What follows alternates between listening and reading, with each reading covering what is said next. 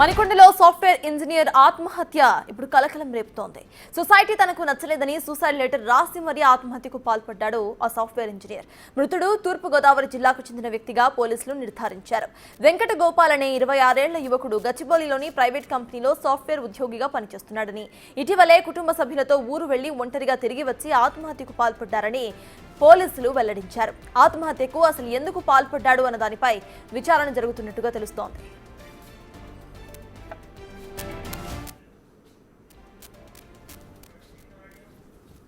గచ్చిబౌలి లిమిట్స్లో సాఫ్ట్వేర్ కంపెనీలో ఎంప్లాయీగా పనిచేస్తున్నాడు. 24వ తారీఖు వీళ్ళ అన్న ప్లస్ వదిన ఇతను ముగ్గురు కలిసి వాళ్ళ ఇంటికి వెళ్ళారు.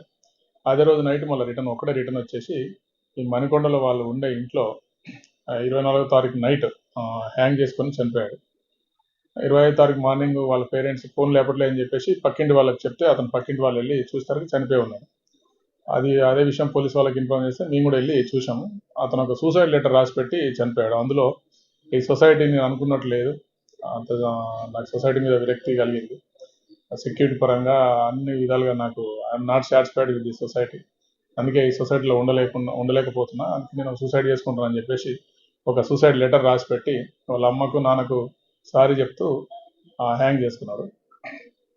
అదే విషయంలో కేసు కట్టి నిన్న పిఎంఈ అవి చేయించాం. ఇంకా తనకి ఇలాంటి ఆలోచన రావడానికి కారణం ఏమై ఉంటుందని చెప్పేసి వెరిఫై చేస్తున్నాం. ఈ 2 years నుంచి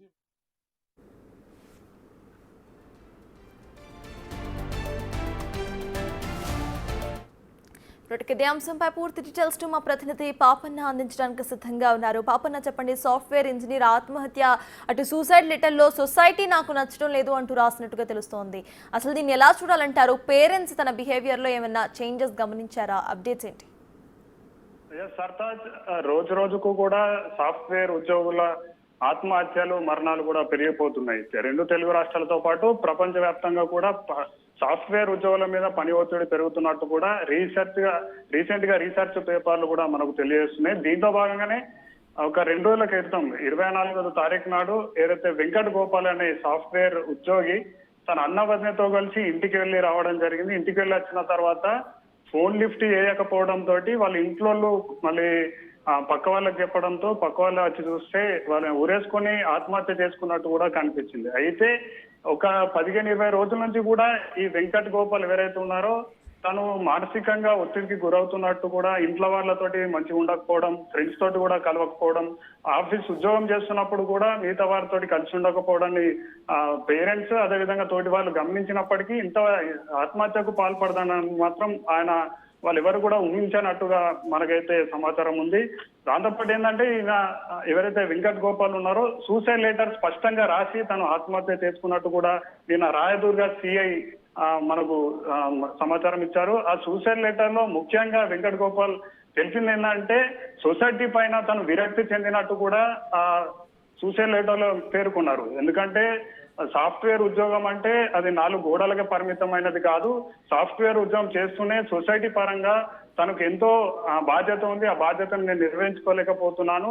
రకరకాలుగా సొసైటీ నుంచి నాకు భిన్నాభిప్రాయాలు ఏర్పడుతున్న నేపథ్యంలో అటు పొల్యూషన్ పరంగా కూడా హైదరాబాద్ లో నివసిస్తున్న 2 సంవత్సరాల నుంచి హైదరాబాద్ లో ఉంటున్న నాకు అటు పొల్యూషన్ నుంచి కూడా చాలా ప్రభావితం ఏర్పడుతుంది. దాంతో పాటు రాజకీయ నాయకులు కానివ్వండి, పెద్ద పెద్ద అధికారులు ఎవరైతే అవినీతి పరులు ఉన్నారో ఈ అవినీతిని చూస్తుంటే కూడా నేను సహించలేకపోతున్నట్టు కూడా లేఖలో స్పష్టంగా అతను మెన్షన్ చేశాడు సార్. దాంతో పాటు ఇన్ని రోజులు తనను పెంచి పోషించిన తల్లిదండ్రులకు రుణపడి ఉండాలనుకొని వారిని వృద్ధాప్యంలో వారికి సేవలు అందించాలని భావించినప్పటికీ నేను ఆ సేవ చేసుకునే భాగ్యం కలుగుతలేదు. నేను మధ్యలోనే ఆత్మహత్య చేసుకున్నందుకు తల్లిదండ్రులకు కూడా సారీ చెప్తున్నట్టు కూడా ఆ లేఖలో మెన్షన్ చేశాడు సర్తాజ్.